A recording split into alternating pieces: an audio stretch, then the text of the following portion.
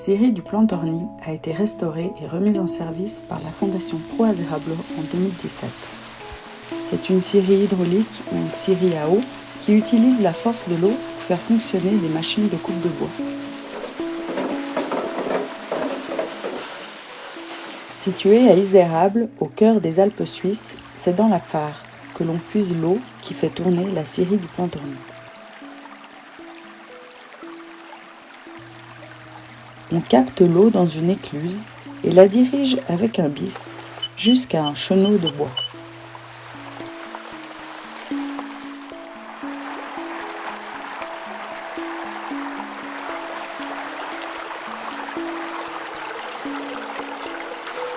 Ce chenot passe au-dessus d'une roue à aube qui entraîne tout le mécanisme à l'intérieur du bâtiment.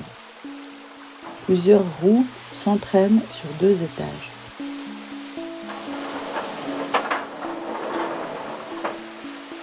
Il faut mettre en place la bille de bois. Elle est amenée manuellement sur un premier chariot qui facilite son transport à l'intérieur de la scierie.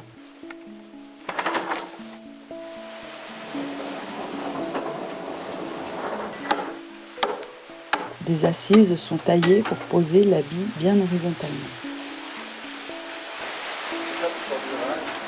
C'est juste pour...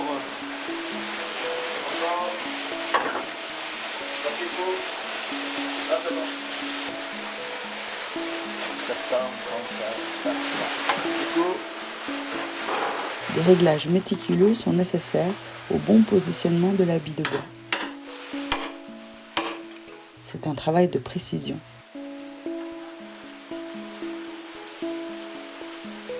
Le bio doit être solidement fixé en plusieurs endroits.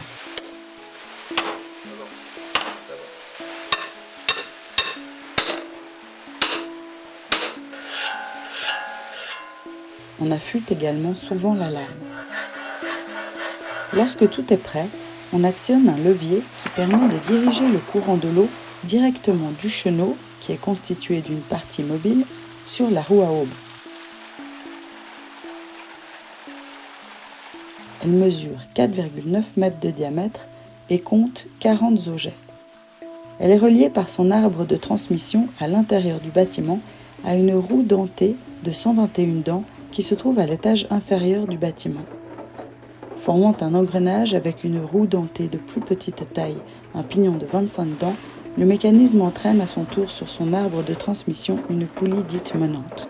C'est une sorte de gros tambour de bois de 1,90 m de diamètre et de 60 cm de largeur qui, grâce à une courroie, entraîne une poulie folle qui tourne librement autour de son axe et qui sert au débrayage de l'installation, c'est-à-dire le glissement de la courroie de la poulie folle à la poulie dite menée. À une extrémité de l'axe, un volant d'inertie régularise le mouvement et assure la stabilité du dispositif. À l'autre extrémité, une poulie excentrique munie d'une bielle fait monter et descendre le cadre mobile de la scie situé au niveau supérieur du bâtiment. La vitesse de la coupe dépend du débit de l'eau et de réglages précis.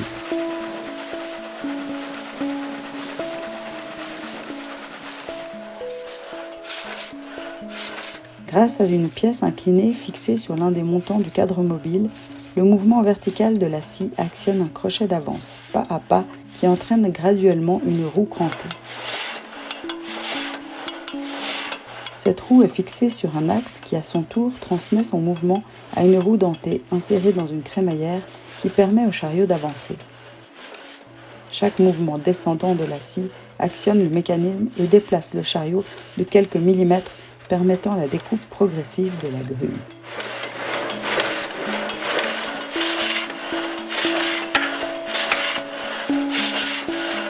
Il faut en moyenne 7 minutes et demie pour scier une longueur de 1 mètre.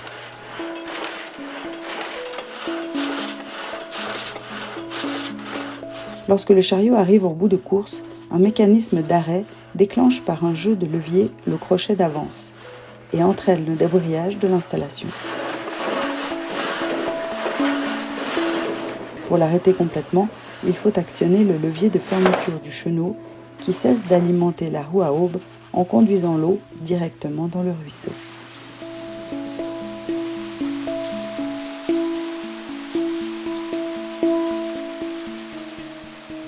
Ces scieries ont été largement utilisées depuis l'Antiquité et jusqu'à la Révolution industrielle.